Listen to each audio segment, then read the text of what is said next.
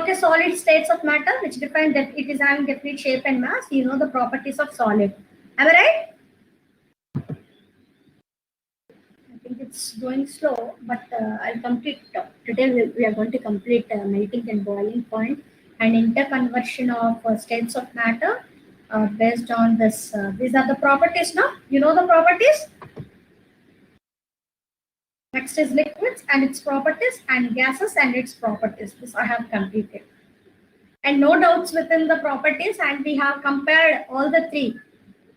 Other than the textbook concepts, we have gone beyond the textbook. Am I right? Like surface area. Okay, all this we have discussed. Liquids also finished now. After that gases, after that we'll go with melting and boiling point. Okay, what do you mean by interconversion? Interconversion is nothing but changing of states. Is that the changing of state takes place by its own? By its own? Sometimes by its own, then the changes takes place. For example, if I place the camphor, you know the camphor, no? Camphor?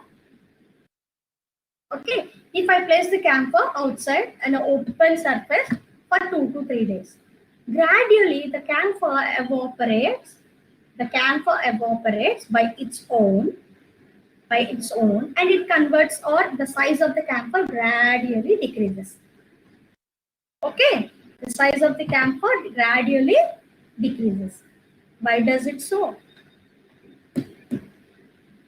Because due to the atmospheric pressure and atmospheric temperature. Due to this atmospheric pressure and atmospheric temperature, the states of matter can convert into one state to the other state. So here you can see the interconversion of matter in different states into different states. How does it take place? Because of if there is effect of temperature and if there is any effect of pressure, then it converts from one state to the other state. One state to the other state. Before going to the concept, you should know some terms. What do you mean by melting point and boiling point? What do you mean by melting point and boiling point? Melting point, the temperature at which solid melts to liquid at an atmospheric pressure. Okay, the temperature at which solid melts into liquid at atmospheric pressure. Not that not atmospheric pressure means at normal pressure. But here the temperature varies. The temperature, due to change in temperature, the solid converts to liquid state. That is nothing but melting point at that particular temperature.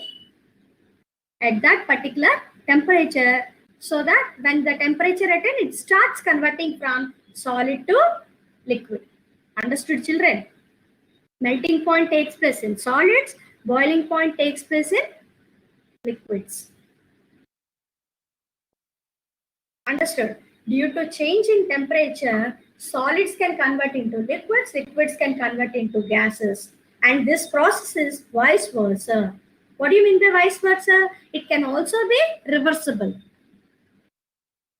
Understood? Solids can be converted to liquid, liquid can be converted to gas. At the same way, by decreasing temperature, gas can be converted to liquid, liquid can be converted to solid. Understood or not? So in your standard 9, there is an evidence or practical you are going to do in the laboratory about the melting and boiling point. Actually, this year they got removed from CBSE syllabus, but you can read the concept from the textbook or through us. Understood? So here, solid can be converted to liquid by change in temperature. This symbol will write for temperature, change in temperature. Am I right? And gas. This is what? Increase in temperature. By increasing temperature, we can convert solid to liquid, liquid to gas. By decreasing temperature, understood, children? By decreasing temperature, we can convert gas to liquid, liquid to salt. Liquid to solid. Understood? What do you mean by boiling point? The temperature at which a liquid starts boiling at that atmospheric pressure is known as its boiling point. Boiling point, like our fingerprints, my fingerprint is unique in the entire universe. No other person is having my own fingerprint. No replicas, no cloning, or no other way, it doesn't match with my own fingerprint. At the same way, this melting point, temperature like water 100 degrees Celsius, boiling point, melting point 0 degrees Celsius, acetone 56.2 degrees Celsius, like that many elements, many compounds, many molecules are having its own unique boiling and melting point. No two compounds are having similar melting and boiling point. There will be, though they are close melting point, close values, but they have, some of the how they are differ with even points.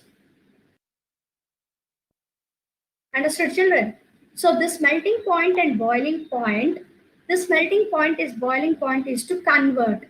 How this to convert from one state to other? Because of the change in temperature, increase, either it is increase in temperature or it is